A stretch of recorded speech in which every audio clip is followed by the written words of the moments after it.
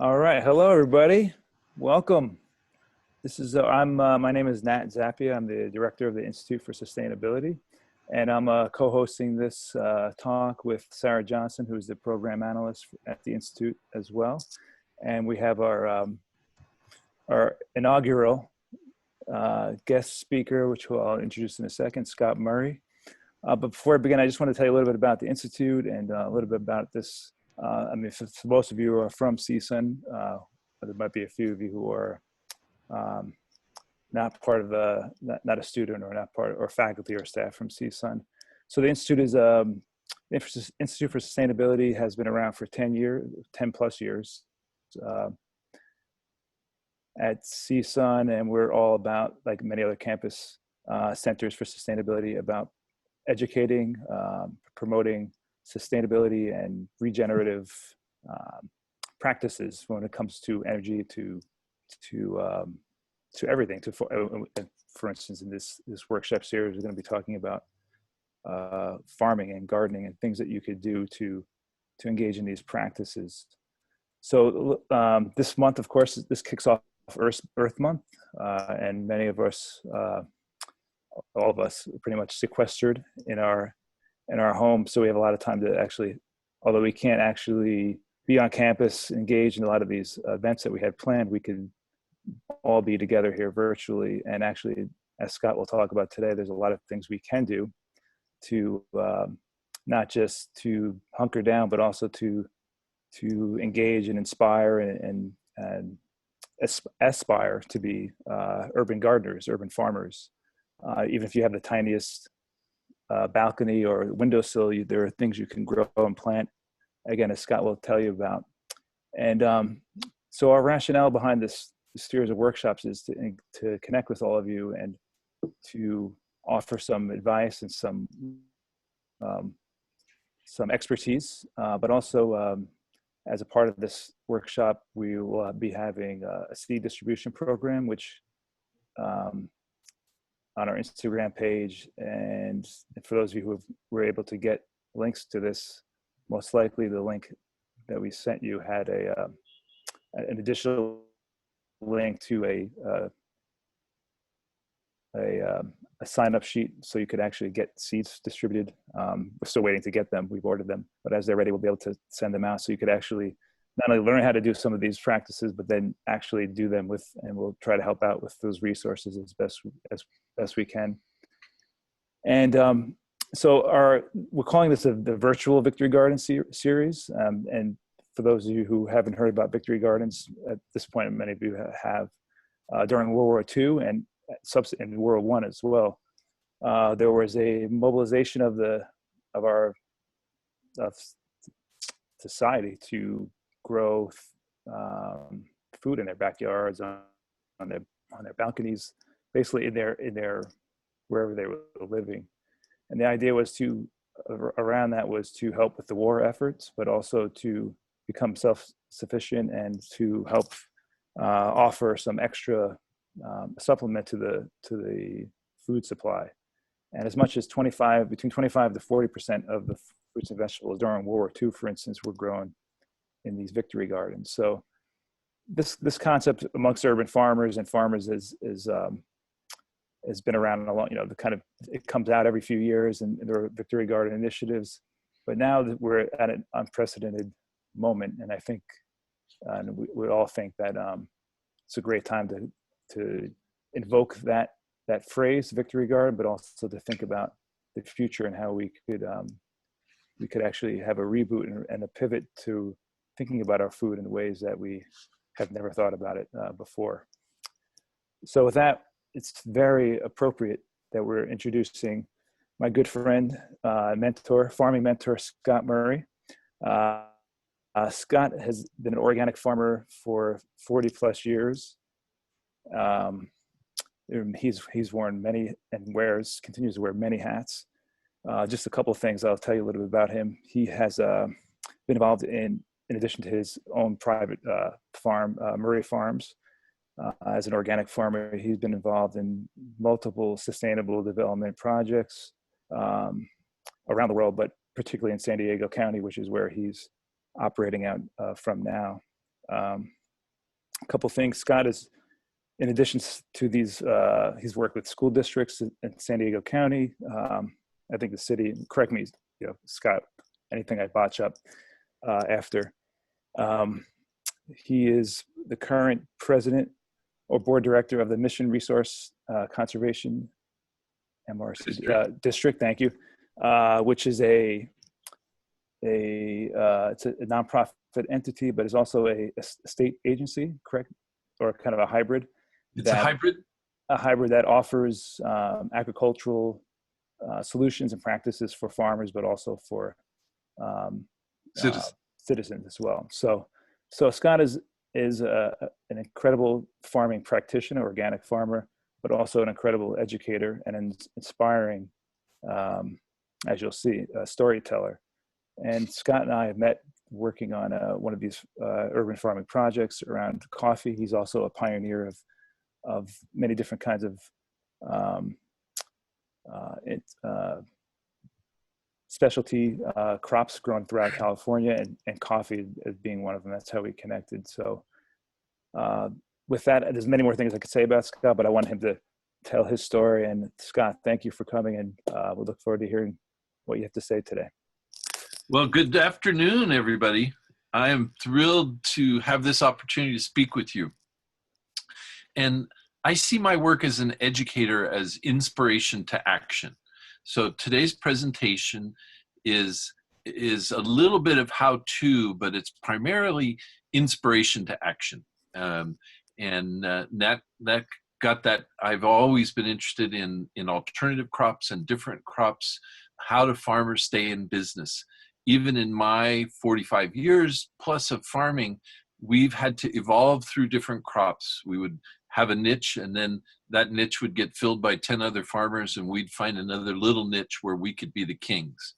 But without further ado, I'm going to introduce you to what I call the Victory Garden Challenge. 2020 is the year we're in right now. That's a super challenging year, and this is really a message for the whole globe.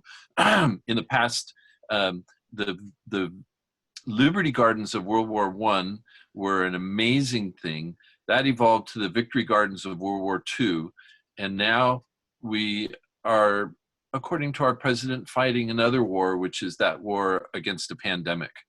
And the single most critical thing for human sustenance is water, but right next to it is food, and then companionship or community. So here we go. I am encouraging people to start a garden to secure your family's food supply and make a difference in global carbon drawdown. This is huge. That's really the big problem.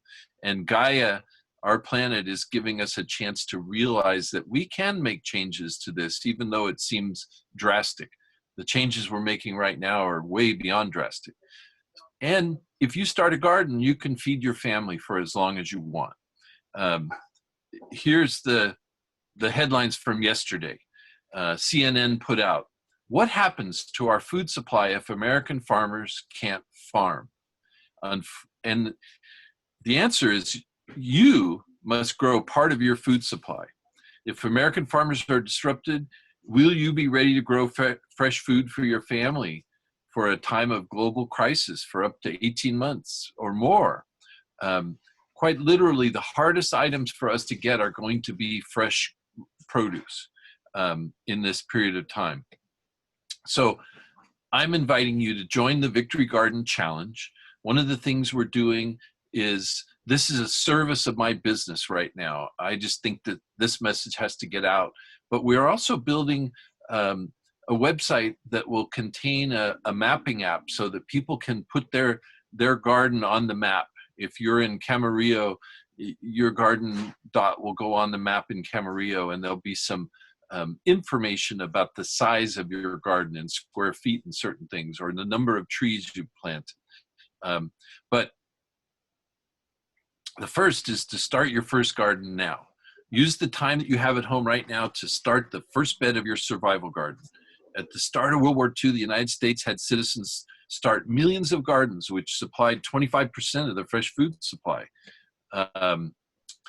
So one of the things is assess your garden. the space you have. This picture shows an area of my garden, our small farm, which we call Edge of Urban Farm, that I planted a cover crop on back right before the Thanksgiving rains. Here in Vista, that Thanksgiving series of storms gave us 7 inches of rain right around Thanksgiving. Then we had December, January, into February. We only got 1 inch over that whole period of time. And the rains we've just had here in March brought us 6 more inches. So we can't count on the way things used to be, but I'm lucky because this spot that I have is the best soil in my garden, and it's just been improved with a cover crop.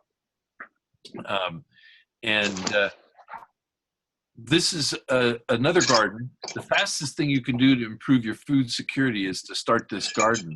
Here's a garden that produces food each summer for a family of 5, and probably 60 different items that we can grow in here. So the key is to get creative in finding containers to fill. If you have no soil to work with, the only space you have is for a few potted plants. You can have a culinary herb garden, which will provide flavor for many meals. Or you can have a food production system that fits your garden space or available surface. You can grow sprouts on the kitchen counter with 3 1-quart mason jars. So I started this jar of mung bean sprouts 6 days ago, and we're going to have them for dinner tonight. And after the very first day, I took a 1/4 cup of mung bean, put them in the jar, soaked them overnight in water, and then for the last 5 days, we've rinsed them 2 to 4 times a day and poured out almost all the water, and they've grown incredibly. So anybody who has space for a magazine to stand could have 4 jars of sprouts going and have fresh sprouts all week, all the time.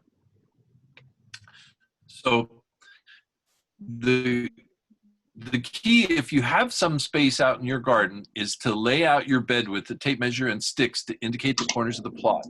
This one I'm laying out is a 4 by 8 foot section, which is the model of one quick growing bed that could supply a lot of food for a family. And key things: how close is your source of water? How will you water your crops? You will need to prepare a plan to make this simple setup, and it can be just with a hose.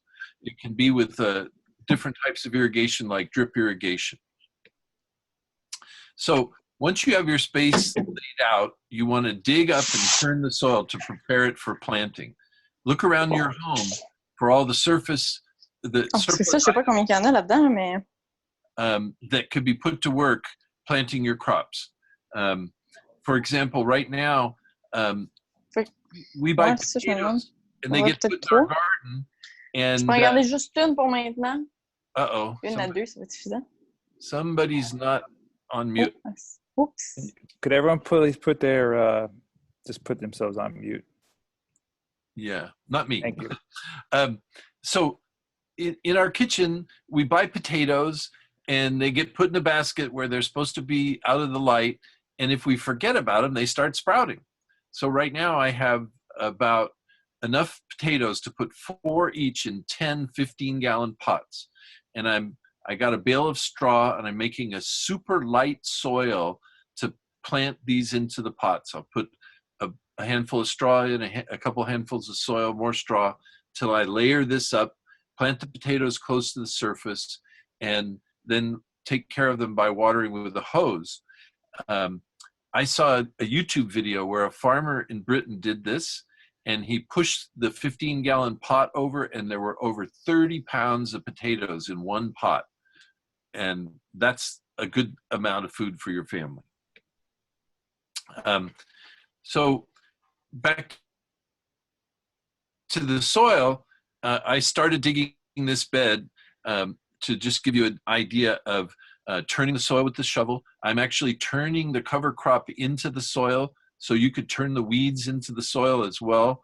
You don't want to waste any organic matter you have. If you have other things in your garden, such as an old pile of rotting leaves, those are incredible to build your soil.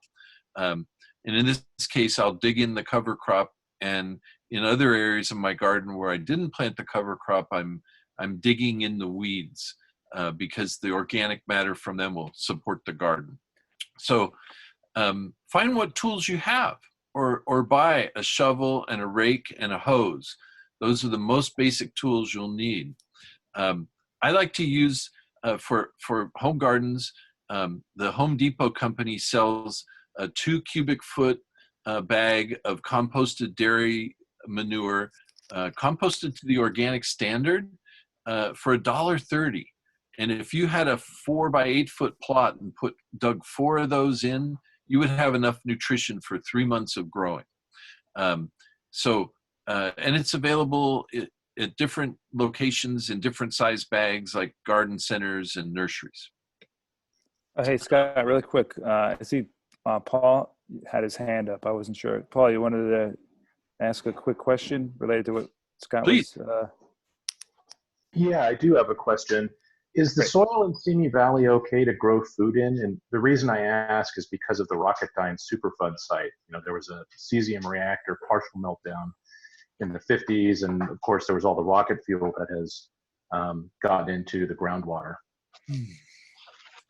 Yes, the answer is difficult in that particular case because the spread of radioactive compounds was probably mapped when the accident happened.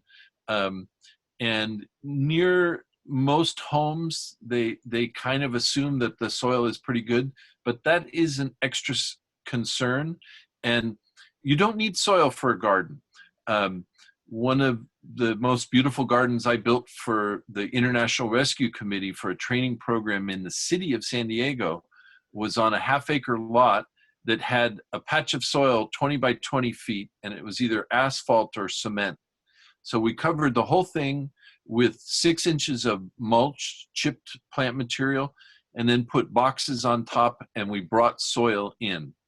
So in your case, Paul, you might consider buying some organic potting soil at Home Depot. Now they have a pretty nice deal, and you could grow in containers if you're concerned about the soil at your home site. The testing of that can be pretty expensive, but it is something that the public, there may be information in the public sphere of testing of soil in your area already. So I'm going to go back to starting, and thank you for that question. This is a seed growing tray with some tomato plants that are just coming up, you can see. And this is a tool that I use as year to year to year. They finally break down and finally get recycled. But I have friends that use egg cartons, for example. You punch a couple of little bigger holes in the bottom of each cell and put soil in it. It'll hold together all through the seedling stage, and then you can, kind of tear it apart and plant each one with its paper pot, and the roots will grow right through it. So it doesn't take much. I've also done a lot with disposable cups. Back in the day, I have to admit, I used to use styrofoam cups that people would bring a big bag of them to our house for a party or something, and then we'd be like, well, what do we use these for? And I'd punch 3 little holes in the bottom of that cup and put soil in it, and I'd have a planting container. Paper cups also work. The wax paper ones actually will last for quite a while before they start to break down. Whoops, wrong button. So the other thing is to think about how you can build a mini greenhouse. One of the best I ever saw was just some scrap wood that somebody put together a frame that was 2 feet wide and 3 feet long, and they found a piece of clear plastic that they could just put over it and hold down with a few bricks around the edges, and they were growing all their seedlings right there in little protected space. And our summer crops, we can start early, but they need that protected space and extra warmth. Things like tomatoes, peppers, eggplants, and cucumbers. They say don't plant into the soil until the soil warms to 70 degrees. So this is not a good time. I'm still getting cold mornings here in the 50s to 60s. But in another month, you could have transplants ready when the soil warmed up. So here's an example. At my home, I built a small greenhouse attached to the front of the house that's 7 feet wide by 11 feet long. That was this unique little space, wood frame, and then I put a screen door as the door. And this is a table that is a protected growing space. You could just see in the bottom right corner the heating cables under the trays, and they have a built-in thermostat and maintain a temperature of 70 to 80 degrees. And so I'm able to grow these beans, cucumbers at the top, basil just sprouting on the left, and corn just sprouting on the bottom. All those I can grow as transplants. I use a bigger cell at the bottom, a 3x3 cell for my carrot plants, and they'll be about 18 inches when I transplant them. But in this particular case, I also have to protect all of our seedlings from mice and birds. We have a wonderful ground bird called a towhee that loves to scratch plants up, so you've got to be careful for that. So my protected sprouting table on top has a wood frame with 1/4-inch square wire that protects the seedlings. And those were the basil plants and others in the previous picture. Then I moved to a second table that's outside the greenhouse and has the wire on the bottom and the top. And you can see these seedlings are basil plants in the bottom right, lettuce and kohlrabi. And then I'm a big fan of peppers. So I grow a lot of different peppers and tomatoes. I even think there are some artichoke plants in the very top. We now have a type of artichoke called the Imperial Star that will grow from seed to chokes in one summer season, which is really cool. But we also always think of saving old things. Like I save old 6-packs in other pots and reuse them. And my next frame like this, I'm gonna, instead of using 2x6 sides, I'm gonna use 2x8 sides. So I'll have 16 inches for the seedlings to get to before they go out to the farm. So the potatoes, my goodness, this is a bed of potatoes where they were left over in the kitchen and started to sprout, and we weren't going to eat them. So I went out and planted them, and I harvested about 50 pounds of potatoes from that little bed. It's just about 8 feet long. And in this case, I used some additional protection technologies that we have as farmers. These are wire hoops, and they're strung together, and it holds this white fabric over it that protects it from insects, birds, and adds some warmth, which helps those potatoes along. This is a part of my small farm. These beds are about 120 feet long. And in this picture, we had added fresh composted dairy to the top of the beds, and the rototiller on the right-hand side goes down and mixes that in perfectly. We do a little raking to reshape, because once in a while the rototiller goes off the bed. And then the drip irrigation gets put back out and we're ready to plant. And sometimes we do this turnaround in one day. If we have the compost handy and that bed is finished, we'll just redo it and get another crop going in it. If we have transplants, it's almost immediate. So another example of the protected beds are those two on the right in this picture. You see I have little brick sections that hold the material down, and everything in there is really happy and contented. It's wonderful. So I don't want to end the slideshow. So here's another view of my little greenhouse that I was telling you about earlier, 7 by 11 feet. This is an avocado tree, which is now 16 feet tall in the backyard, and some of my coffee trees, and some transplants sitting on the table. This is towards the end of the season when I've stopped using that table for just transplants. So another tool that we use in agriculture to help us is black plastic. or other types of row cover mulch. The new more ecological solution now is craft paper, a type of black, or not, dark brown paper that will last for about 3 months. In this case, we shape the bed, we run the drip irrigation to make sure it works, we punch the holes, the plants that we planted in, then we cover the whole thing and find those holes, and the pepper plants get planted right through the plastic into the holes. And those black lines, in this case, are my drip irrigation. So this is what I'd love for everybody to be able to achieve in their first year.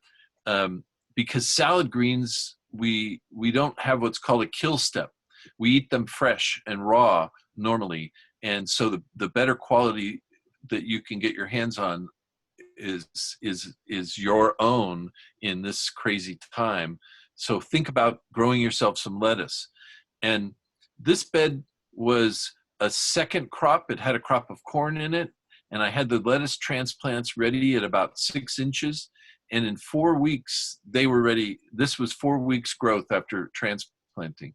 And the very top of the bed has cilantro in it. I picked the one in the center, and the other 2 were ready. And then they regrow. Cilantro regrows. When we grow lettuce like this, one of the nice ways we can have salads continuously before we harvest the heads is to take a couple of leaves off the outside, the ones that are starting to touch the soil. We can harvest those leaves, and with that many plants, we could have salads continuously before we finished and harvested the whole head. So most of the spring lettuces are about 60 days from little tiny transplants. I grow mine sometimes larger and get that 30 days. It's a really fun crop. And the other thing about this is I'll often plant the lettuce with an additional crop in the bed that is a longer term cut and come again crop, like collard greens, Swiss chard, or kale. Those take that 60 days just to get up to their first harvest size, but then we can take leaves off of them, a few leaves every week for the next 3 months. So it increases our overall yield. Now, I mentioned the corn from transplants. And this is 2 successions. And the one in the front was just planted 2 weeks after the one in the back, and you can already see it's tasseling in the back. Except for on the right-hand side, I put this bed pretty close to a tree, so those plants on the very end are a little slower. Today I mentioned my 3 favorite seed companies: High Mowing Seed, Johnny's Select Seed, and Territorial Seed. Unfortunately, I tried ordering from Territorial. They're completely out of stock while they're repackaging their stock. I ordered from Johnny's, and normally it takes a week. It took 2 weeks to get here. And the same day I ordered from High Mowing, and they told me yesterday that they shipped. But those are 2 companies in Maine and Vermont. A third company, which is Seeds of Italy, and they're based in Lawrence, Kansas City. And I ordered these Italian seeds that are just incredible seed from this company. Plus they have very large packets compared to American seeds. They're what they call market grower packets for the same price. So 3 to 4 times the amount of seed. So here's an example of the intercrop planting I was telling you about. At the very bottom of this picture, those are red kale plants, and they're just getting up to size to start harvesting, and the lettuces here are doing well, and the top left and top right are 2 chard plants. So those plants will get huge over the next 3 months, and the lettuce will be gone, we'll have eaten it, and the space will be more effectively utilized. This is something we always have to think of. I mentioned radishes here. Radishes are the fastest thing we can grow from seed, but it's 1 seed equals 1 radish, but in 30 days on average. One seed of lettuce will equal many salads over a period of time, and one head when you finally harvest it. One of the things that I love to do is work with students. In this particular case, we created for the city San Diego School District, and this is an urban farming training garden. So it trains both students and their parents to increase their food production at home. And so we had this whole bed of strawberries planted in 5 minutes with 20 sets of hands. And the key with the kids is just, they're incredibly motivated. They love getting out of the classroom and coming to the garden classroom. But we just plan carefully to utilize their awesome amount of energy. This is the real bottom line is, harvest to thrive. And this is my wife with a basket of veg that she just harvested and was headed up to the house. In her hand are a very amazing cole crop called kohlrabi. Not many Americans are familiar with kohlrabi. When it's grown succulent, it's a lot like eating a Fuji apple that has a hint of broccoli. You eat this swollen stem above the ground, the round part. And in the bottom, below on the right side of the basket, those are collard green leaves. And when the plants get big, the leaves might be 18 inches wide and 2 feet long. And 1 cup of collard leaves chopped equals the calcium in 1 cup of milk. So that's a very interesting challenge. The nutrition from plants is potentially complete. You have to be pretty clever when you're completely vegan to provide some of the amino acids and things, but it's doable. And people, we survive on an all plant diet, though other parts of the diet are really wonderful. Like we're in line now at our local feed store to get 6 chicks, pullets, female chicks, to lay eggs for us. We had taken a break from growing them, and now it's like, oh, back to having our own chickens. But we have a space where that will work. So the best part of growing some of your food supply is this smile when you pick a big basket of food. At one of the schools where I worked, the receptionist put in 1 squash plant. She got it to grow, and she got 1 squash. And I took a picture of her showing this 1 squash. I grew this. She was so proud. And I was like, okay, that's fantastic. And right down the hall was the principal's office, and he has 2 young boys. And he said, what do I do in June? He said, what do I do with my boys for a growing project? And I said, well, buy a packet of pumpkin seed. And I gave him the Johnny's catalog, and I said, they have all these different types. It's really amazing. Well, he went overboard, and he bought 10 packets of pumpkin seed, average about 25 seeds per packet, and planted them all in his backyard. And the pumpkins took over the whole backyard. The vines grew, and they got over 200 pumpkins. It gave them away to everybody, and they still lined a walk up to their front porch and all the steps and the whole railing with different pumpkins for their Halloween display. So my teacher in becoming a farmer, my whole career, I have to thank my mother. And growing up, she had me working in our garden. One of my training tasks was pulling weeds, which got old for a while, but it gave me a whole career. And she told a pretty classic story during the Depression here in the United States. She lived with her parents on a 2-acre lot in Salt Lake City. And her dad was like super aggressive. He put every square inch of that into crops or animals. They had a big flock of chickens, and they would trade with their neighbors. And my mom used to tell me about this one woman who had 9 children, and her husband had been killed in a mining accident.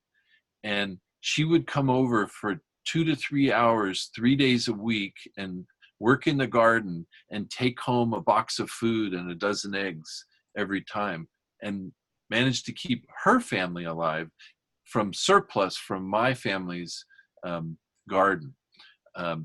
So one of the things you can do is to buy some seeds.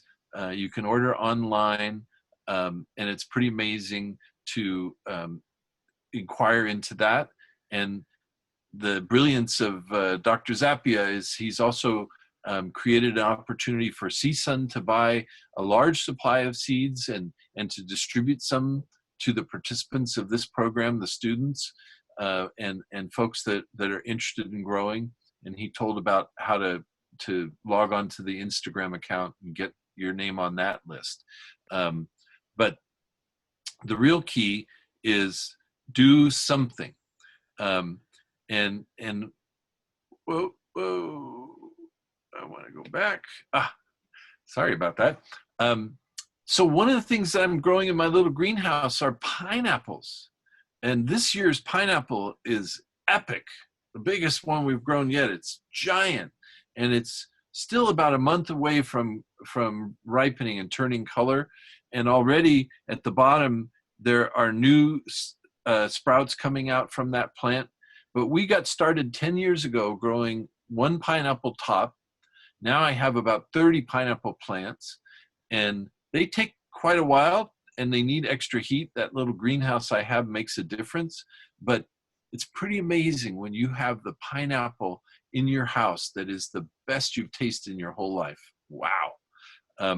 So my thing this year is to invite people to join what I call the Victory Garden Challenge 20, but it's really going to go on beyond this. But we would like every American home to have a new garden in the next month. I mean, people are lost, looking for guidance, and this is a way to go. Here's my name, Scott Murray. Murray Farms Inc. is our business, and we now have a website up called the victorygardenchallenge.com. And I got this started with an amazing friend of mine who farms in Phoenix, Arizona, one of the toughest places in the world to grow food because it gets so hot in the summer. And he has Urban Farm U that you can look on the web. And just in his work, he's done now over 500 podcasts.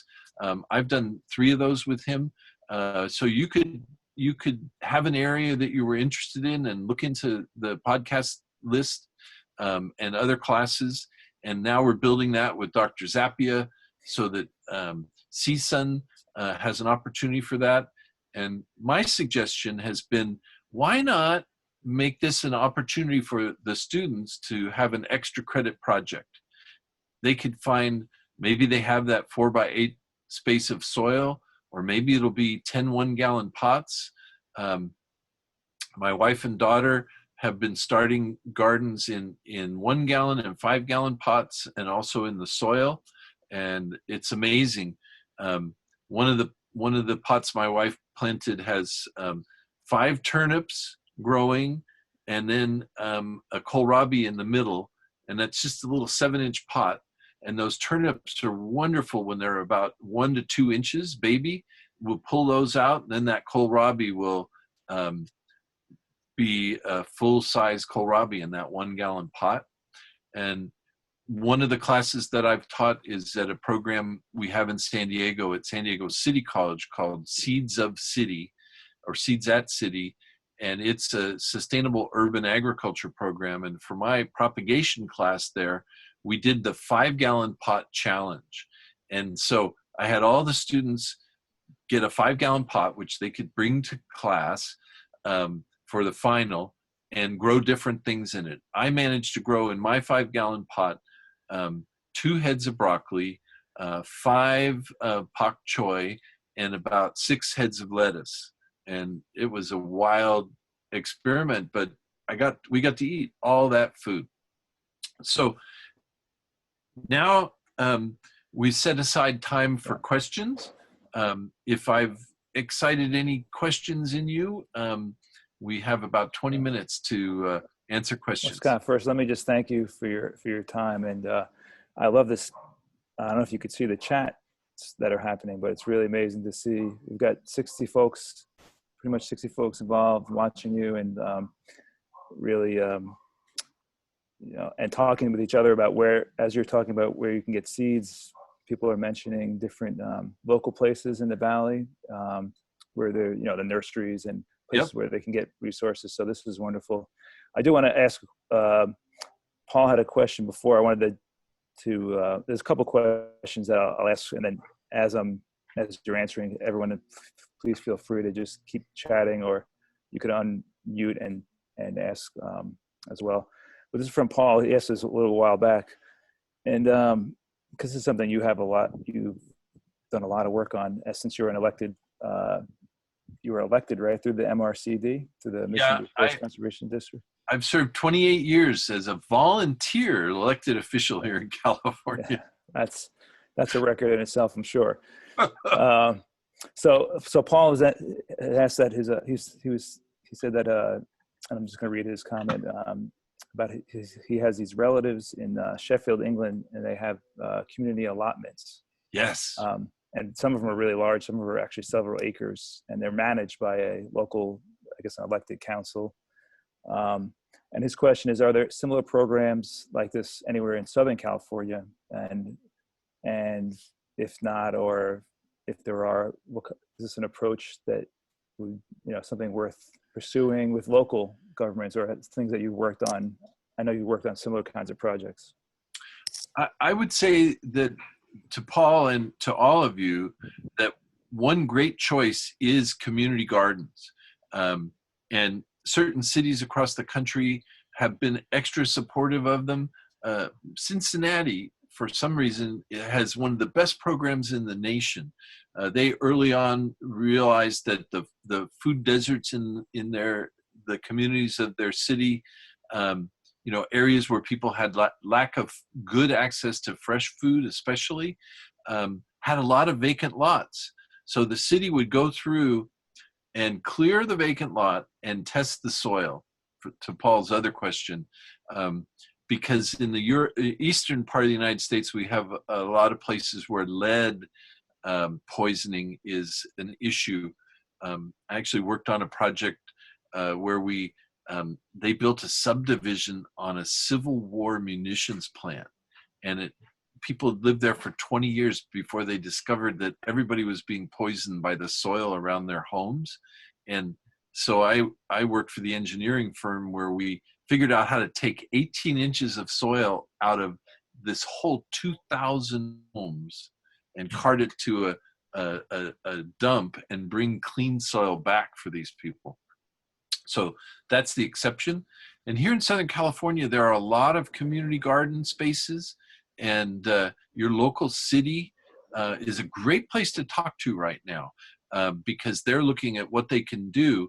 And there's two benefits for the city.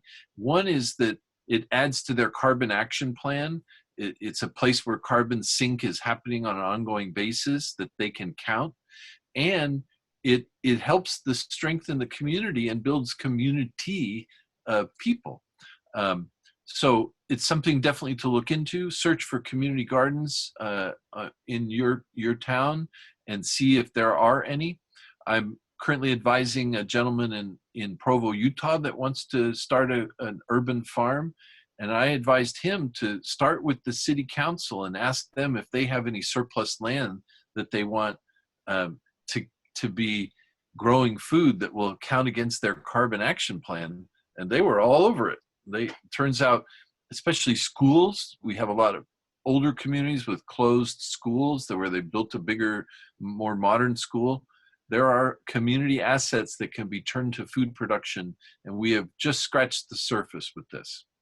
Do you have another question, Doctor? Yeah, there's actually quite a few good ones, a little more technical. Well, first, maybe you can answer this one last about squirrels. We'll hold that for a second. Any advice on squirrels? Before we get to that, though, there's a couple questions about how deep, and someone had answered it, but how deep should container containers be for garden if Right. you're going to do container gardening? And two other related questions is if someone doesn't have a yard or a balcony, which a lot of us probably in this call, we're in the same. I mean, I only have a balcony for myself. Is it possible to plant a garden indoors using just the windows? And another question about like advice for apartment dwellers. Yep. So think about a couple of things. You know, for the apartment dweller, sprouts would get you in crops you can harvest in a week with just a little tiny bit of counter space. But windows are really quite amazing. And windowsills tend to be relatively narrow. Where I've had the ability, I've taken a board and expanded the width of my windowsill by screwing a board into the windowsill and putting a little front edge on it, and then it can hold bigger pots. But even a 4-inch pot that has some type of plastic lid to sit on so you won't damage the landlord's, you know, paint job, you could grow basil, you can grow other herbs, chives, even some small crops, even lettuce in your kitchen window. If you have light, you can grow food. And if you have dark, you can grow mushrooms. And for the depth, 6 Okay, inches so is fine. the depth is actually very relative So I to have like a little, the little size. Yeah, that's This about is- 5 to it's 6 like- inches. yeah. And many things will have a very successful lifetime in just that much soil until you get into very big plants. Like one of my friends had a community garden allotment. It's a 4 by 10 foot bed. He put an artichoke plant at one end, and it got 6 feet wide. And so half of his bed is one artichoke plant, and that has it's a very big plant. It has a very deep root system. But most of the vegetables are very shallow rooted. We're even growing carrots in containers. In 1 gallon pot, that's about a quart that you showed, Nat. In a 1 gallon pot, we're growing carrots, and they'll get as big as the pot, and then we'll be eating them. Yeah. So let me come back to that. Thanks for that. The squirrels, and I guess rodents, gophers. You know, what I know you've got a lot of experience as an organic farmer. You don't just poison them. Yes. There's things you do. Maybe you can talk about that. One of the biggest things is that we start a garden, and the animals are all so happy because we put out a salad bar for them.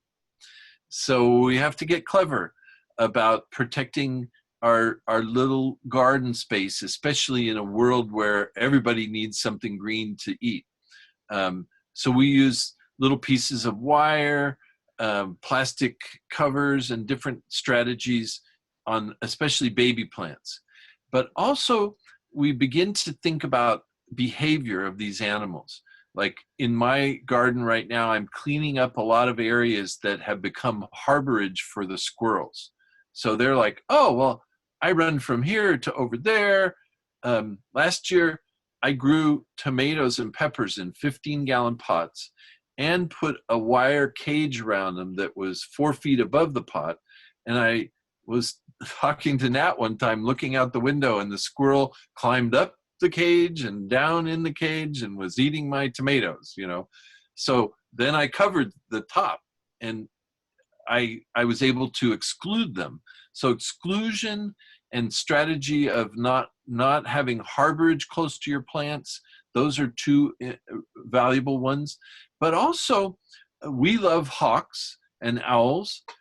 So we have hawk perches and owl boxes that we encourage that wildlife to keep our yard safer. We also have a visiting cat we call Shadow. That's our next door neighbor's cat that patrols through our yard a couple times a day, and we've noticed that the rodent population has gone down from that.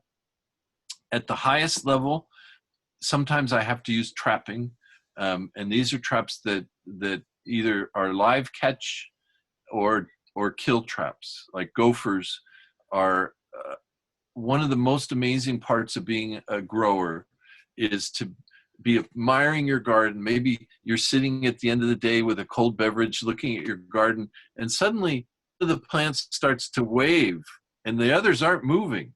You know, like, and it waves a little bit and then it goes, gets pulled down, and I like run over there and pull the plant out of the hole, and they've eaten the bottom half of the plant off in the ground. Then now they're starting to bring the plant down, you know. And I'm like, ah. So gophers can be challenging. With a raised bed or a box, we often will put gopher wire on the bottom to exclude them, and that's a great solution. If you have a real big problem, growing in containers is another solution. Okay, one more, maybe one or two more questions. I don't want to value everyone's time here. There's also, these are great questions about the kind of gardening, really basic gardening questions that are so important. One is about composting at home. What, you know, let's say you live in an apartment or you have a yard, maybe a quick primer on, I know that we're at the end of the talk here about composting. And then the second question is about watering, like let's say you have container gardens versus, you know, your soil in a yard. How does that, you know, how do you adjust your watering to that? And I know, and you could talk about that. Well, we'll start with watering. We need to water slow and deep in the soil. Sometimes people spray their garden with a hose and they think they've done it, but if you take a little trowel out there and dig down, it's only really penetrated about 1 inch. So drip irrigation is the very best because it drops really slow amounts of water, but over a longer period of time to reach and create a moisture profile in the soil, we call it. Once you get the soil moist, then it takes less water to keep it moist, but you're drawing those roots down deep. And this is one of the techniques. I've grown a lot of tomatoes at large scale for the restaurant trade. And an old farmer taught me that, you know what?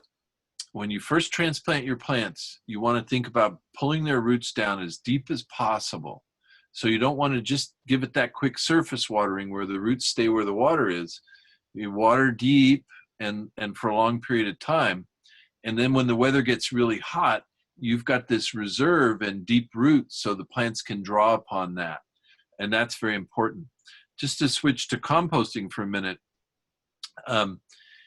everything in your house that's biological, that's safe. So all the scraps, like, well, two things we do with scraps in the kitchen, onion peel and carrot ends and celery trimmings and that, we often freeze and save to make stock. But as we're cleaning things in the kitchen, there are leaves and that literally should be going out to the compost pile. So for a small farmer, like most of the people would be, it's really interesting to consider making a little worm bed. And earthworms are the ultimate way to turn compost into fertilizer in a very quick cycle. And many of these worm boxes are just like a plastic shoebox with holes drilled in the bottom, and they'll get some earthworms and some material in there. Sometimes we use shredded newspaper as the initial bedding, and then we feed it. And one of my favorites was one time feeding some winter squash, which has kind of a hard shell, and I had a leftover piece that had a rotted area on it, so they didn't want to use it in the kitchen. But I laid it flat on top of the worm soil, and the next day I came out and flipped it over, and all that was left was that hard shell. They had come up and eaten all the soft tissue overnight, and just that hard shell that they didn't want was all that was left. Or a slice of bread is also fascinating because there'll be a ghost of the bread left. The worms will have come up and eaten almost all of it, and you'll still just be able to see where it had been. So that's the smallest stage of composting.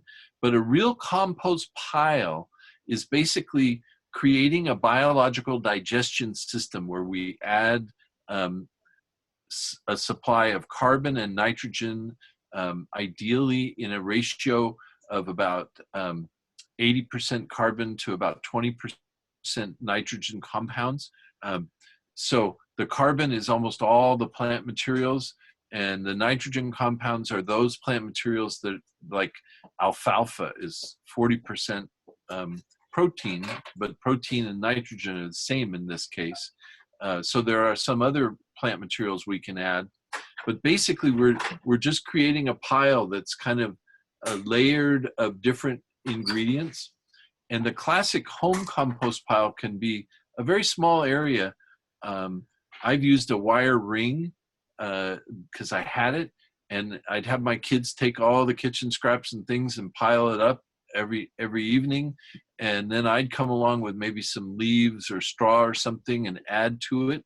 And when that pile was finished after a year, I was taking it apart to find the wonderful soil in the middle, and I found our missing spoons and forks and knives that had suddenly started disappearing from the kitchen, because the kids would just take the plates out and shove everything in. It's like, no, we need to keep the silverware. But last year, I had about a quarter-acre area on the farm here where I did not catch the weeds while they were soft and moist, like I'm weed whacking. That's going to be one of my afternoon pleasures. Now that I'm older, I do 1 tank full of gas a day rather than 4 or 5 hours of it at once, about 1 hour. And we cut those weeds with a shovel and built a 12-foot by 12-foot compost pile that was 8 feet tall. And in between the layers of weeds, I would put in some dairy compost that I had. And that pile now is only 18 inches high. It's digesting down, but the lignin in those weeds that I let grow too long is taking the longest to break down. So it's still kind of fibrous. We dug into it the other day to check it, and there were still a lot of fibers of the hard stems of the weeds to digest. But probably another 6 months, they'll all be gone. Well, on that note, Scott, and hopefully in 6 months we'll all have new gardens that we'll be caretaking. Thanks in part to you. So we really appreciate your time. And you eat sprouts in a week. Exactly, eat sprouts. There you go. So thank you, everybody. Just a reminder, next week, and Sarah had posted it in our chat room there, chat discussion. We have our next virtual sustainability workshop on sustainable transportation with Nikhil, and then in the weeks to come after, we'll have we'll return back to victory gardening as well. So thank you everyone for coming, and Scott, thanks so much for your time. And check in on Rose Hayden Smith's victory gardening. The history that she's bringing forward is amazing. Yes, thank you. Hopefully you can come to that one. Have a great day, folks. Scott. Okay. And grow some food and enjoy it. All right. Bye, everybody. All right. Bye now. Okay. Patrick Bailey, Tim Forcum. Ooh, look at all these great folks.